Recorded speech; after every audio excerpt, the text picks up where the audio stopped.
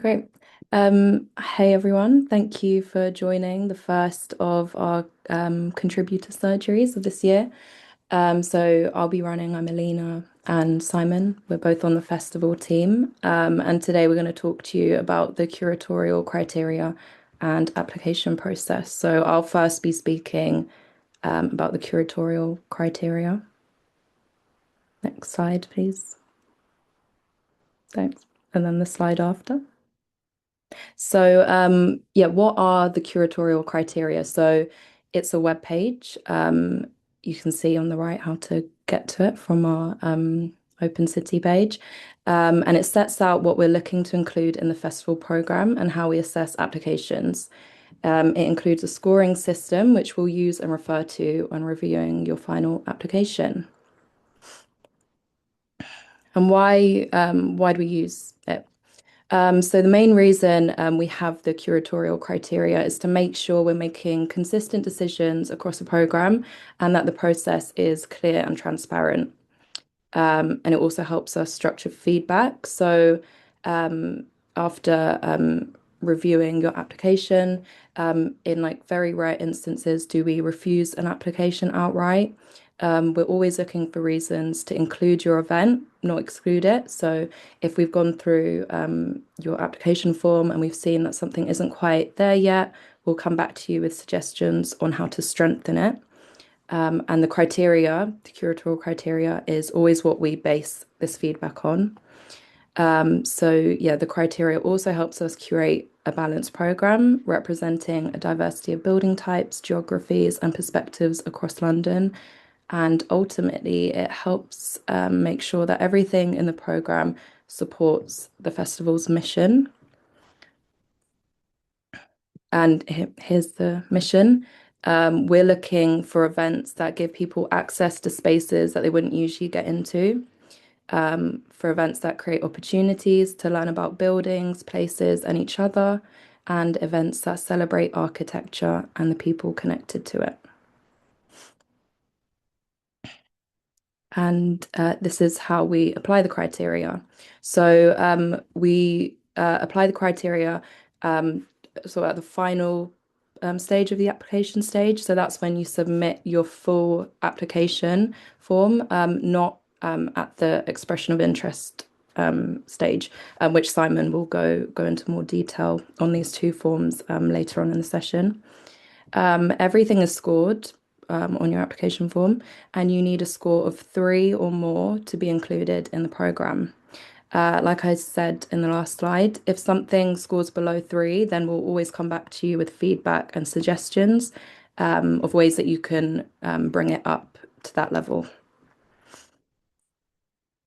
And this is just a bit of an overview on the sections within the curatorial criteria. So this year we've simplified it a bit. We've simplified it into 3 sort of main parts, which I'll just talk through now. So that's the pre-scoring requirements, which everyone needs to meet before we score your application. And then there's the opening a building section, which is scoreable, and the engagement and interpretation section, which is also scoreable. And now I'll just talk a bit about the pre-scoring requirements section. So these are sort of the basics that every application needs to have in place before we can score it. So we ask that everyone has a clear description and about section.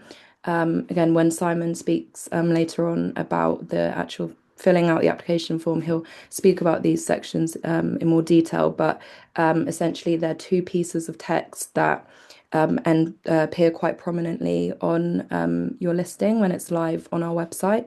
So you want it to kind of be as easy and clear to the visitor as possible, and it should give a bit of information about your building and event and why it matters, whether that's architecturally, culturally, or socially.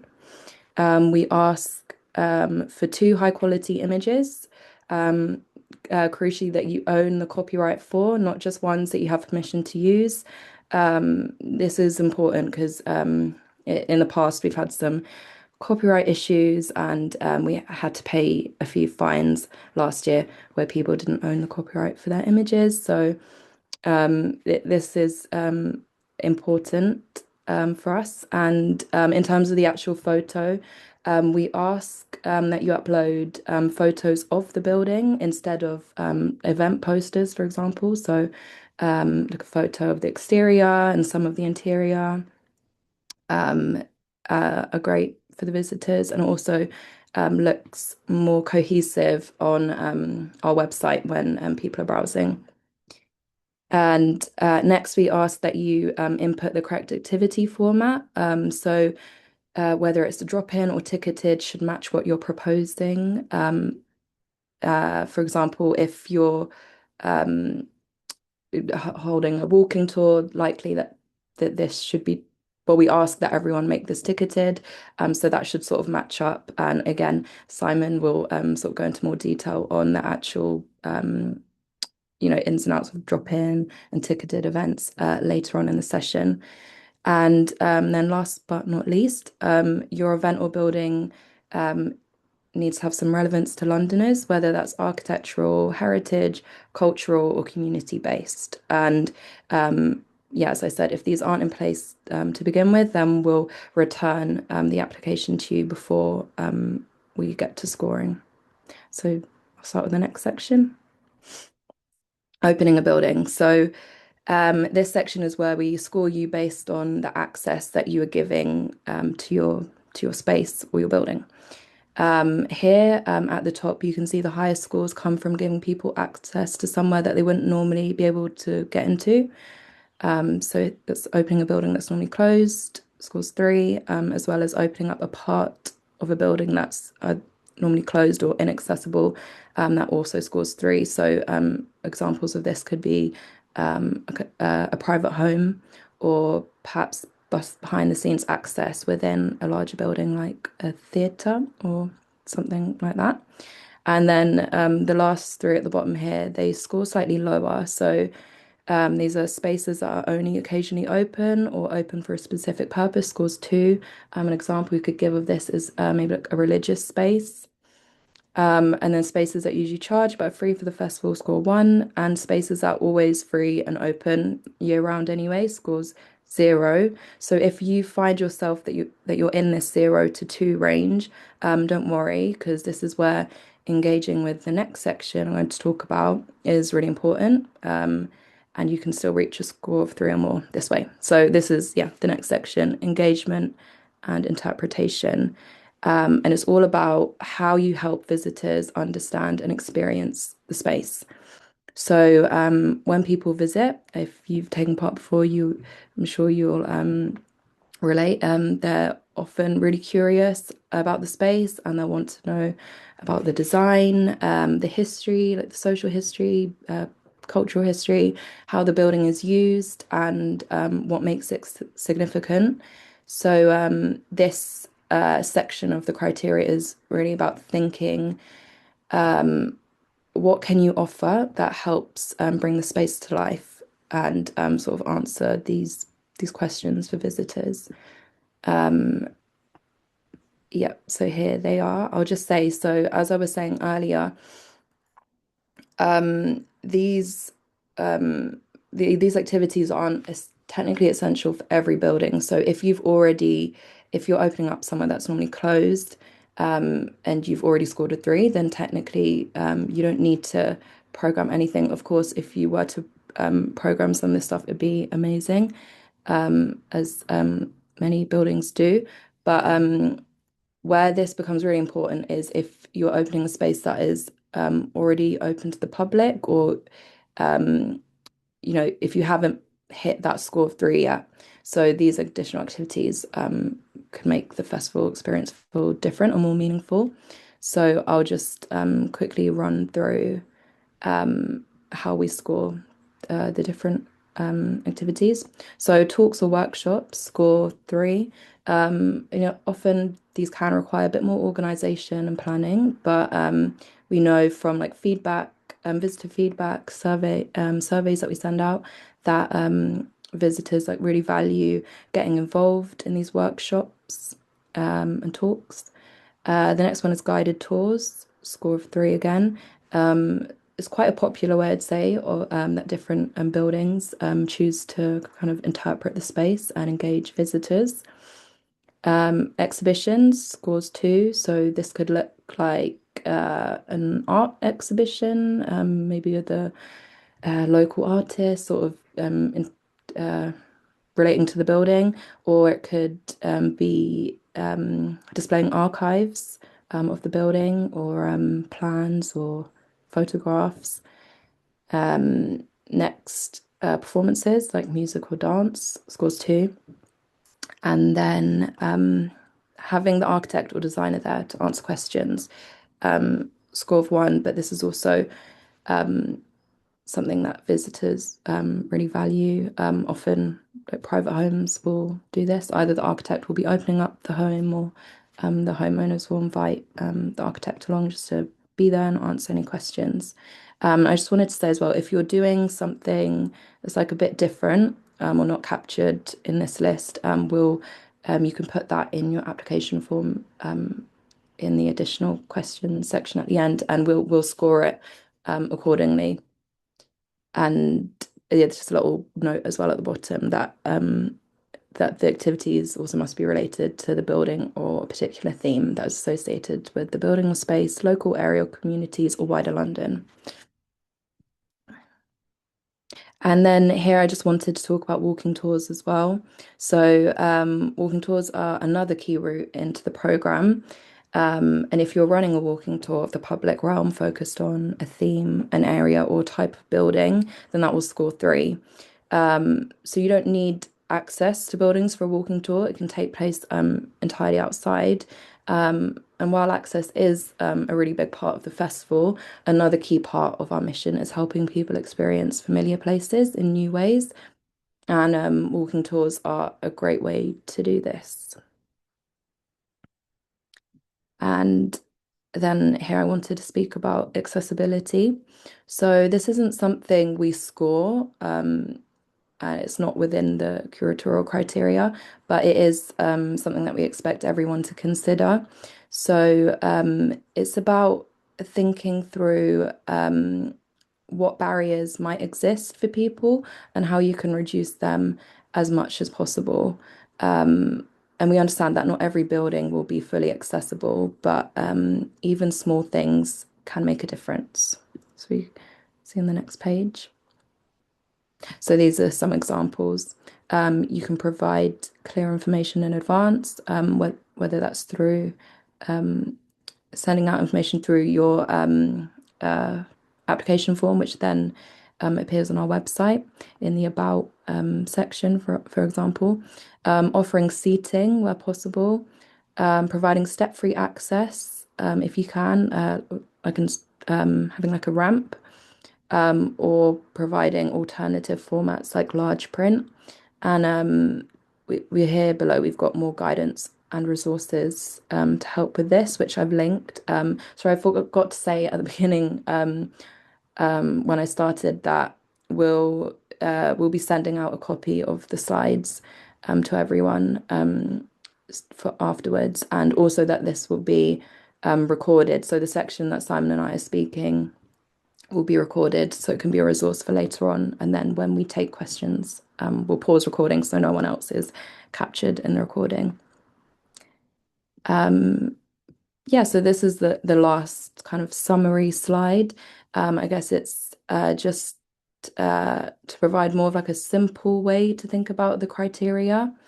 And you can sort of think of it in a like, are you either opening up somewhere people don't normally get to experience, or are you helping them engage with the place in a deeper or different way?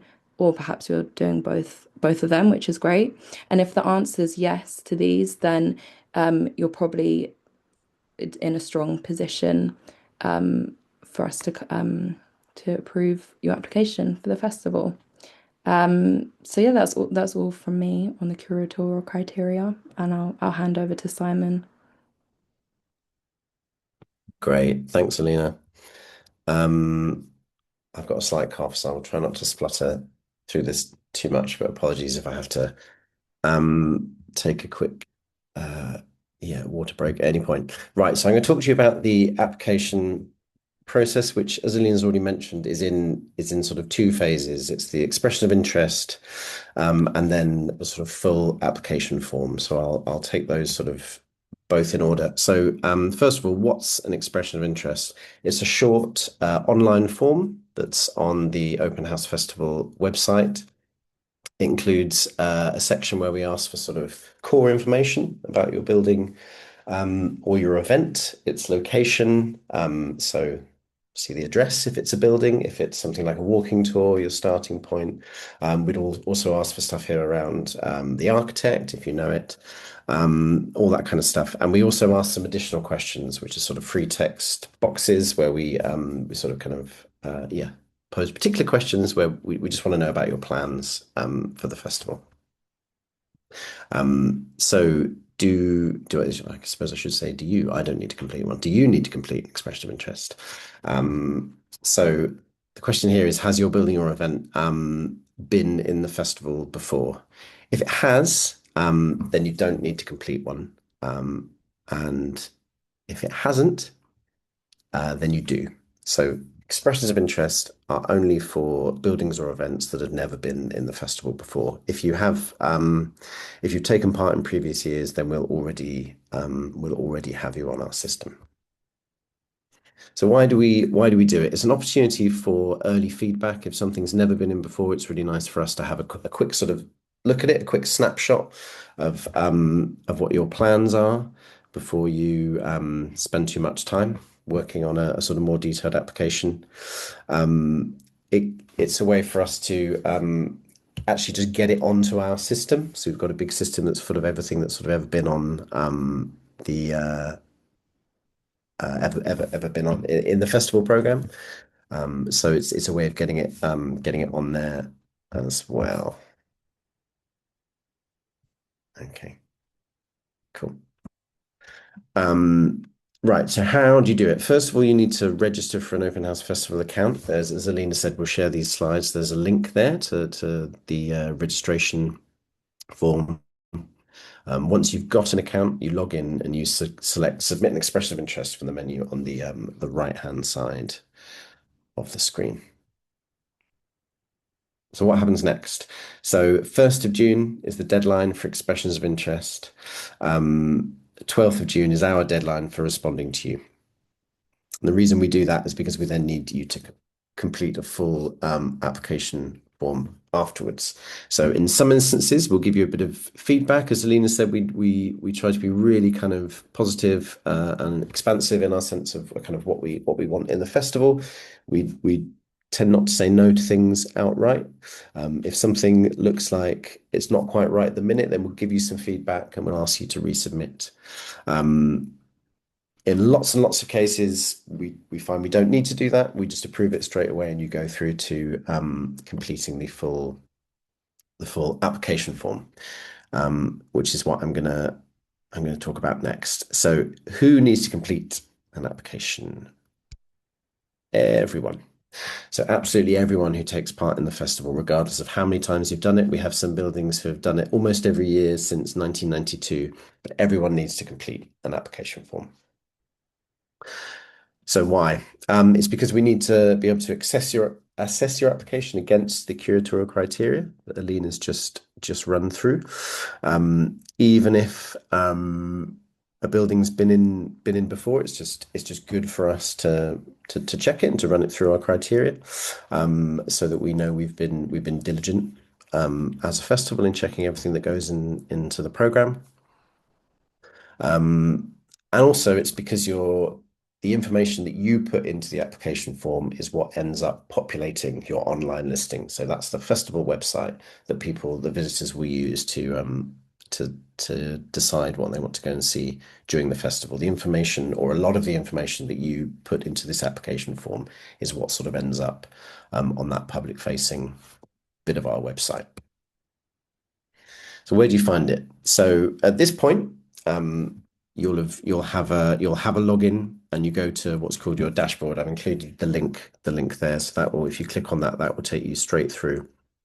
You'll find a heading that says My Listings, which is just in the middle of that page. You might be responsible for more than one building. This is often the case with larger organizations like kind of architects' practices, local authorities, but it can be, the case with others as well. But in most instances, you'll just have the one building that you're opening for the festival.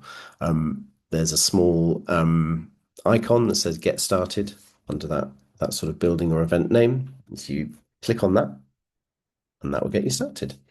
So I'm just going to run through each page here. I didn't sort of do that with the expression of interest because it's such a sort of short and simple form, whereas the application form is a bit longer. So I'm not going to run through each question, but I'll give you a kind of rough idea of what there is on each page. So the support and advice page gives you a link to a few resources, and it has a continue button. This is really crucial. You have to click the continue button, otherwise it won't open up the rest of the form for you. So that's why I include it in big capitals here, because occasionally it can get missed. Okay, so what we asked for on the first section of the form, the core information form, description is key. Alina mentioned this earlier. So this is the piece of text that appears right at the top of your listing. It's in relatively large font, just sort of under the name of your building or your event. It's most likely the first thing that visitors will see when they encounter your listing. So it's really important you think about what's the most important thing you want to say about your building or your event in sort of a few hundred words, and that's what you put in the listing. You don't have to get it absolutely right this time. You can go back and edit the listing by going into the application form later on, even after we've approved it. But yeah, that's what you're trying to get. That's what you're trying to do with the description. Location. So this will already be filled in because you put it in the expression of interest form or because you've taken part in the festival before. If you need to change it, which is unlikely, buildings tend not to move, but walking tours, for example, might move their starting point. Or you might just realize that there was a mistake from previous years. You won't be able to do that yourself, but just please email openhouse@open-city.org.uk and a member of the team can help you with that.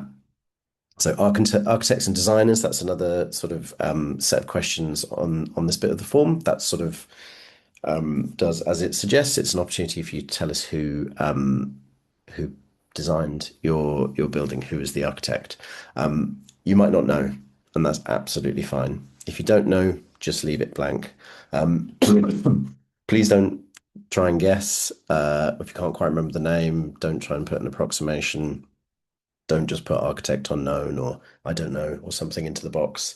Um, just leave it empty if you don't know. There's absolutely nothing wrong with it being empty.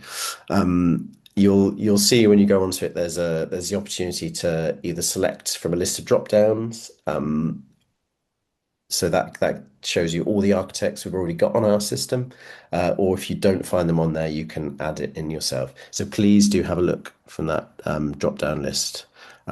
We have a lot of architects already on our system. So yeah, do check if the person who built your building is already on there. This is a chance to add some more images as well. So you will have added one in the expression of interest, but this is you can add some more. We really like to have more than one, at least two images, as Alina's already said. A mixture of exterior and interior is really great. And again, I know this has been said, but I will repeat it. Please just make sure the images are your own because this gets us into trouble and it can be expensive trouble. So that's images that you own the copyright for. I mean, the safest way to do that is take a photo yourself. But yeah, if you have permission, if it's a photo that someone else took and you've got permission to use it on your own website, that doesn't usually mean you've got permission to pass it on to a third party. So it needs to be one that you have the copyright for. Okay, additional questions.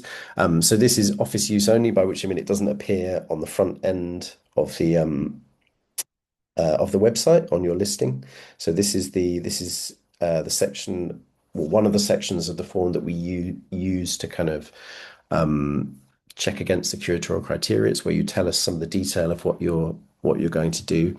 But yeah, please bear in mind this isn't going to appear on the listing on the front end of our website, so visitors won't see it.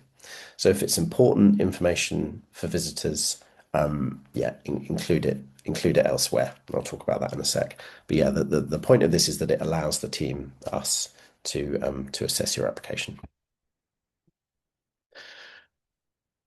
Okay, so access, transport and facilities, the next section. So the information you put on here is all sort of included as part of your online listing. There's a filter that visitors to our website can apply. So if you've said that you have, for example, an accessible toilet on site, then they can filter by all the listings that have an accessible toilet and make decisions about where they want to go based on that. Um, you have various kind of options as you're going down and filling this in. Either sort of you can pick things from a drop down menu, or you can select all that apply, and that you'll see that depends a little bit on the kind of questions we're asking, but hopefully that all sort of makes sense when you see it. But there's two sort of sections that are free text boxes that I just did want to mention quickly. So one is additional accessibility notes. So that's some information that can't be captured in these sort of drop downs or select all that apply. So a good example is you might have a building that is largely has level access from the street, but maybe there is a bit of it that is down some steps or up some steps kind of further on. So it's worth saying here, you could say something like the majority of the building has level access apart from, you know, one or two rooms, and just give a bit of detail um, where the situation is a bit more complex and can't be kind of captured by by drop downs. Um, what visitors can expect. This is just a really sort of short section here, but this just helps to prepare anyone who's thinking about visiting your building, give them an understanding of what the environment might be like. So, for example, we have quite a few people who open kind of making spaces, so sort of workshops or even sort of small factories. It might seem obvious to you that those would be sort of noisy, potentially quite smelly places. But I think it's worth putting that kind of information in this, what visitors can expect. You could just say like, there are certain areas that are especially loud, but we do have some quiet spaces or something. It just prepares anyone sort of planning to visit your building. It just gives them a sort of sense of the kinds of spaces and environments they might encounter. So this is the big sort of section of written text that appears on your listing. So it's really important to think carefully about what goes in here, and you can sort of create a series of different sections. You can add your own headings, so you can be quite sort of detailed about what goes in here if you wish to. Um, One of the main purposes of this is to attract visitors. So if you think there's some exciting, what do you think is exciting about your building? Like, what are you keen to tell people? That's the kind of stuff that needs to go in this about section. Could be the design history of the building, the social history. It could be something about its current use. Could be all sorts of different things, but make sure you're putting some reference to that in here. Yeah, I suppose I've said this already. So definitely tell them about the architecture, tell them about that design history, but tell them other stuff too, social history and yeah, kind of current use of the building, what the life of the space is. That stuff is just as exciting and interesting for visitors as that kind of more formal kind of architectural elements. This is also a really good place to share some essential information. So if there's something visitors need to know, make sure you share it here. So for example, a few years ago, I went to visit a small power station during the festival. They required everyone to have closed toes footwear, long trousers and long sleeves. Otherwise, they wouldn't be allowed in. So that's the kind of information I would include here. So something like, I don't know, clothing for visitors, or something that had a clear heading so that people could yeah, people could find that information easily. Excuse me.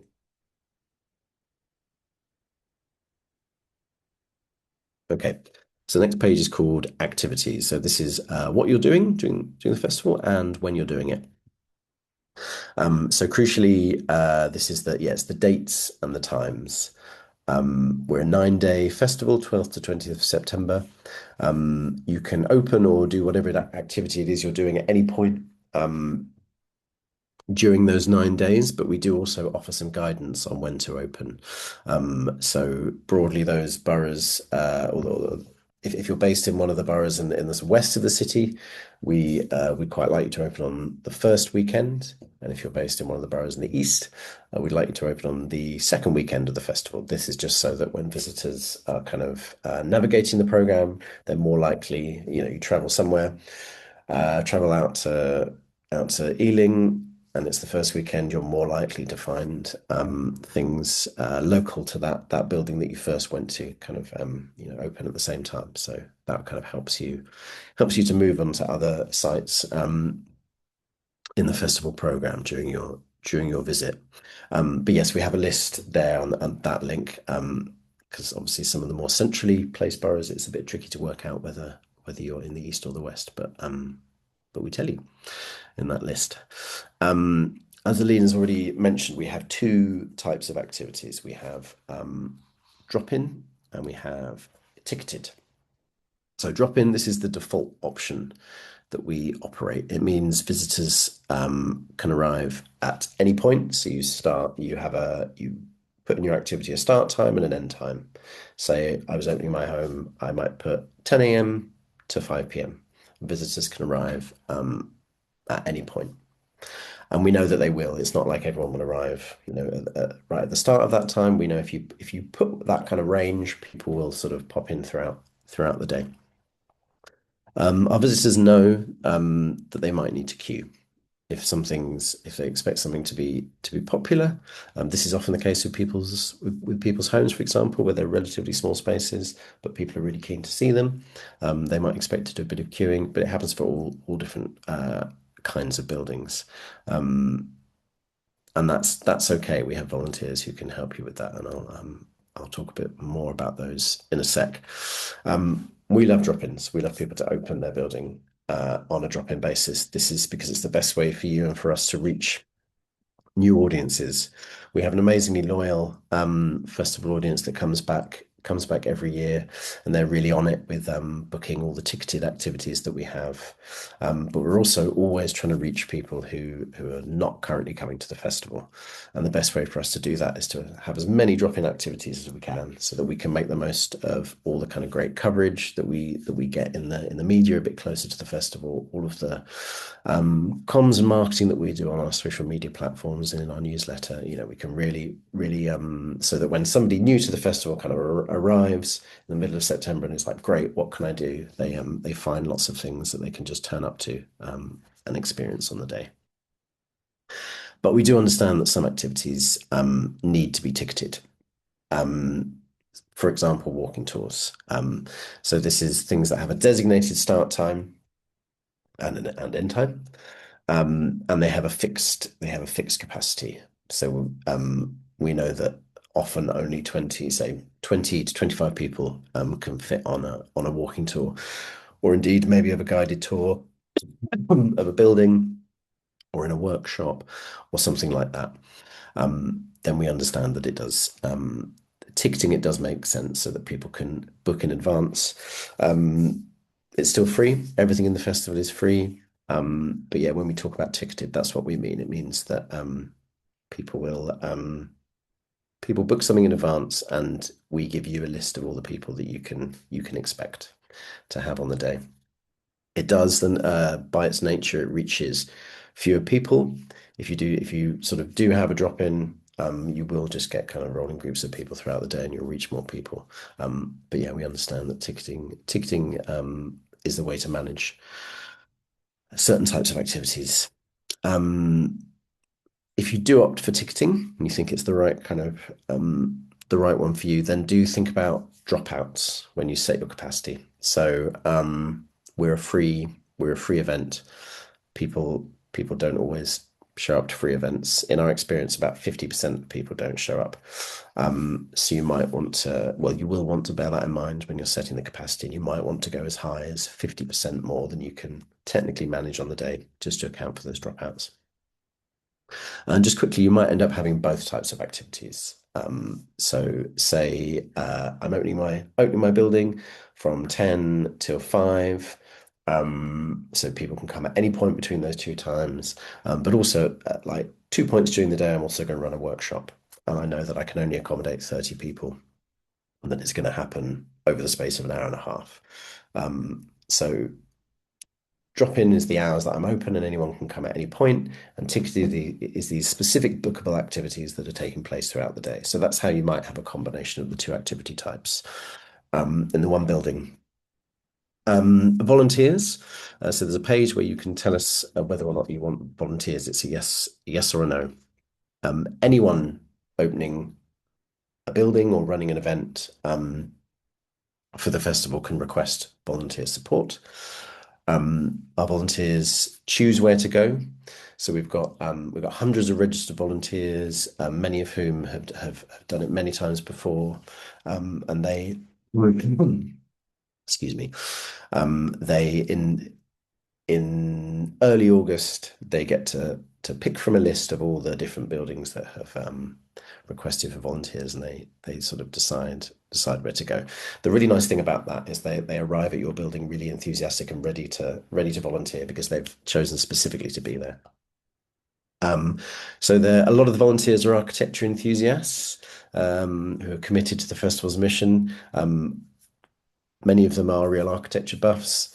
Many of them aren't, but they're all people who are sort of enthusiastic about the festival, about opening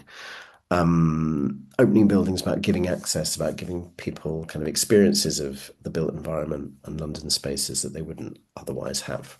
And we have two types of volunteers there, stewards and guides. So stewards, they're the most commonly requested type of volunteer. They're used for kind of marshalling visitors, kind of queue management, all that sort of stuff, checking off names. If you do have a ticketed activity, they answer sort of practical questions like where are the toilets or what time does this thing start? Where's the nearest tube? All that stuff. And in general, they're just a bit of an extra pair of hands on the day. So, for example, if you're opening a private home, we'd often suggest that you'd have at least one of our volunteers with you just to help you out. Guides, guides are volunteers who come ready to give sort of informal tours of the building, just answer some questions. So they're volunteers who come armed with a bit more information, be it about the kind of the architecture, the sort of the design of the building, its function, or its sort of wider history. They have that information because you provide it in advance. So someone might have say I've got quite a big building, and I know that I sort of won't be able to be sort of covering it all on my own, but it's got a sort of a series of really kind of interesting histories that I'd like visitors to know. I might request a guide, and just say to this guide, well, I'm just going to share with you some information about the building's history, so that when people ask, or so that when people arrive, you can offer this kind of information to them. So it's just some buildings find that this is a really, yeah, it just really helps them to kind of I suppose, to engage visitors and interpret the building for them. But there's far fewer guides, and this is far, we is by far the less common type of volunteer that people request. But if you think it's right for you, please do request a guide. So yeah, as I've said in the form, you just answer yes. You get there's a box for sort of each date of the festival that you've got an activity in. So if I'm open on the 12th and the 13th, I'll have a box for each date, and it will ask me how many stewards or guides I want in each over each day. We'll then divide that sort of request into shifts. So this is a sort of slightly confusing. but don't attempt to divide it into shifts yourself. So again, let's go back to this example. I'm opening my building 10 to 5. Um, I know that that's too long for one person, one volunteer to do the whole shift. Um, but I'm not going to sort of split that day into two shifts myself. I just know that I want the help of one volunteer at any one time. So I'll just put one, and I want one steward. I'll put one steward in the box. And then we'll divide it up into shifts. It's because we kind of know what's appropriate in terms of length of shifts and how to manage all of that. The last page, review and submit. You can view your progress on each section, so it will tell you if there's anything you're missing. And also, crucially, we have our community guidelines and our legal requirements. I'm not going to read you the whole thing here because you'll be able to see it at the end of the application here. But we have, yeah, key stuff around keeping activities free, making them as accessible as you can, providing decent information in your application, and making sure everything's copyright. There's some crucial stuff out here about how we safeguard inclusion, how we don't tolerate instances of racism, sexism, ableism, homophobia, transphobia, or any other forms of discrimination based on identity or ability. And then down the bottom, we prompt you to go and have a read of our privacy policy and our data sharing agreement. So this is because as a festival contributor, as someone who's opening a building or running an event, um, we will we will share some visitor and possibly some volunteer personal data with you. So if a visitor has told us they want to attend your event, then we'll share a list of everyone who's told us they're coming. Likewise, if a volunteer is going to come and volunteer with you, we'll send you their name and contact details so you can be in touch. So this is why we ask you to understand, to read and to agree to our privacy policy and our data sharing agreement. And then crucially, right at the end, there's a submit for approval button. Please make sure you click it. The vast majority of people do. Occasionally, people are like, "You haven't got my application." I said, "It's because you have not clicked the button." So yeah, please click the button, and please click the button by 1st of July because that is our deadline for applications. Update your postal address. So as there's a link here to update your profile. If you click on that, or if you go onto your dashboard, which is as soon as you log into the festival website, you'll see this. There's an option to go and update your profile. Please update it with your address, your postal address. This is so we can send you things. In recent years, we've been sending out what we call contributor packs. So this is things like posters and wayfinding on the day. It's sort of what we've sent has changed slightly year on year. It's something that we hope to do we hope to be able to do again this year.